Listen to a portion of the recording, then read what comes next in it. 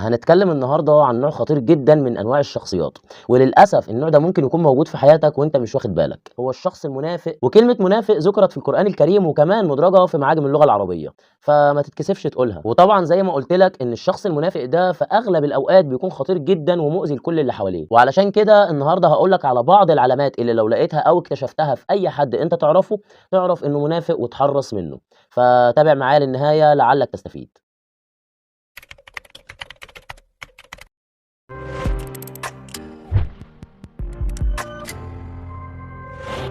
مبدئيًا كده أحب أقول لك إن أحيانًا الشخص المنافق ما بيبقاش عارف أصلًا إنه منافق، لأن ببساطة بيكون النفاق مترسخ جواه لدرجة إنه عنده يقين وعقيدة إن هي دي الطبيعة العادية للبشر، فهو للأسف بقى منافق من غير ما يفكر، أو بمعنى أوضح بقى منافق بالفطرة، ودي أول نقطة. أما بقى النقطة التانية إنه ما ينفعش معاه عتاب، لأن حتى لو حضرتك عاتبته فهو أصلًا مش هيكون عارف أنت بتعاتبه على إيه، يعني لو حبيت تعتب عليه في أي شيء مهما كان هتلاقي رده عليك بيحمل معنى إن ده الطبيعي بتاع كل الناس، أنت بس اللي بتبالغ، وبالتالي هتلاقيه ما بيحسش بالذنب أبدًا، فما تتوقعش منه أبدًا إنه في يوم من الأيام يعتذر لك أو حتى يعترف بغلطه. النقطة التالتة هتلاقي إن الشخص ده عنده القدرة إنه يقدر يطعنك ويتكلم عليك في ضهرك وفي وشك بيضحك وبيبين لك إنه حبيبك وهو عادي جدًا ولا فارق معاه. رقم 4 بقى هتلاقي الشخص المنافق دوّة في الحب والغرام قلبه كبير أوي، أوي، أوي، وعادي ممكن يساع من الحبايب 1000 أو 2000، وممكن يحبك ويبين لك إنه صادق جدًا في مشاعره تجاهك، وممكن يحب واحد تاني خالص في نفس التوقيت ويبين برضه إنه صادق معاه،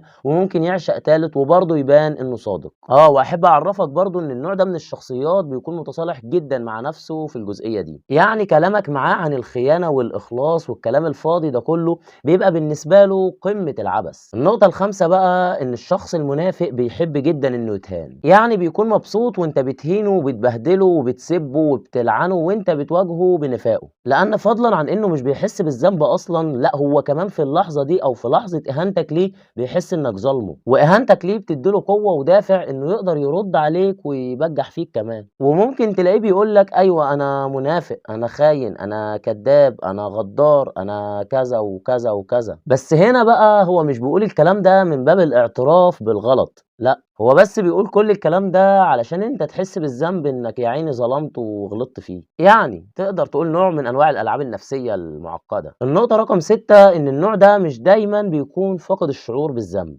لا عادي ممكن تيجي عليه لحظة يحس فيها بالذنب، ولكن هو في اللحظة دي بيكون محتاج إنه يطهّر نفسه، وأفضل طريقة عنده إنه يبدأ يعترف بكل اللي هو مخبيه جواه من حقد وغل وكره وحسد، فهتلاقيه أحيانًا كده عمّال يرمي في اعترافات في لحظة كده من لحظات العمق أو لحظات جلد الذات، اللي هو ممكن تلاقيه بيقول لك أنا عارف إن أنا وِحِش أو ممكن أكون غلطت كتير وعارف برضه إن أنا ظلمت ناس كتير، أو أنا عارف إن ما حدش بيحبني أو عارف إن أنا السبب في كرهكم ليّا، بس هنا بقى هتلاقيه بيختم كلامه بجملة استعطافية، زي مثلًا إنه يقول بالله عليكم أي حد أنا غلطت في حقه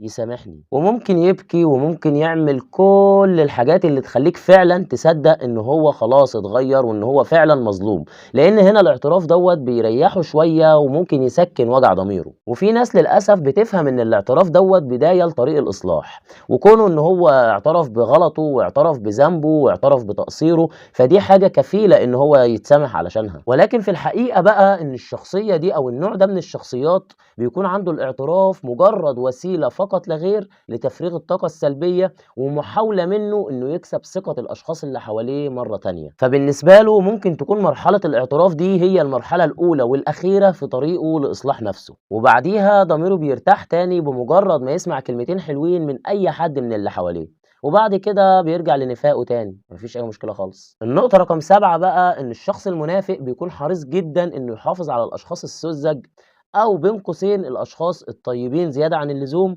حواليه، علشان بكل بساطة هو أساسًا مش هيقدر يمارس نفاقه دوّة غير على ناس مش فاهمين أصلًا إنه منافق، وكمان لإن وجود الأشخاص دول حواليه فده بيرسّخ عنده اعتقاد إن هو طبيعي و100 فُل و14. وفي النهاية بقى أحب أقول لك إن أوسخ أنواع الشخصيات المنافقة هو الشخص المنافق الغلبان، علشان للأسف الشخص المنافق الغلبان دوّة ما بتقدرش تكتشف إنه منافق أصلًا غير بعد ما تعاشره مدة طويلة جدًا، وفي النقطة دي بالتحديد بتبان وساخته، وهي إنك ممكن تضيّع عمرك كله وفي الآخر تكتشف إنك ضيّعت عمرك هدر مع شخص منافق وبيخدعك، فخُد بالك لأن ده هيعمل معاك مشاكل كبيرة جدًا قدّام، وهيكون صعب عليك إنك تتحمّلها. ودلوقتي بقى أحب أوضّح لك إن الهدف من كلامي مش إني أعرّفك إن الشخص المنافق هو اللي بيكدب عليك وبيخونك وبيخدعك، لأ، الهدف الأساسي إنك تقدر تحدد أو تعرف هل الشخصية دي موجودة في حياتك والّا لأ، لأن ممكن جدًا تكون تعرف حد فيه الصفات دي وأنت لسه ما اكتشفتوش. ولو لقيت الشخص ده في حياتك حاول تعالجه، وتأكد تمامًا إنه مريض نفسي، وإن كل السيناريو اللي قُلت لحضرتك عليه دوّة هو ما بيكونش مخطط له، ولا بيكون مُدرك أصلًا حجم الأذى أو الضرر اللي ممكن يعمله للي حواليه، فخلّيك رحيم بيه وساعده إنه يتعالج. وآخر حاجة بقى حاول تقعد مع نفسك شوية وتراجع أفعالك وتصرفاتك، لأن ممكن جدًا أنت كمان تكون من الشخصيات دي، ولو حصل ولقيت نفسك فعلًا من الشخصيات دي، فحاول أنت كمان تلحق نفسك وتتعالج. وبس كده، أتمنى أكون قدرت أفيدك. شكرًا ليكم، كان معكم عبد الله شرف.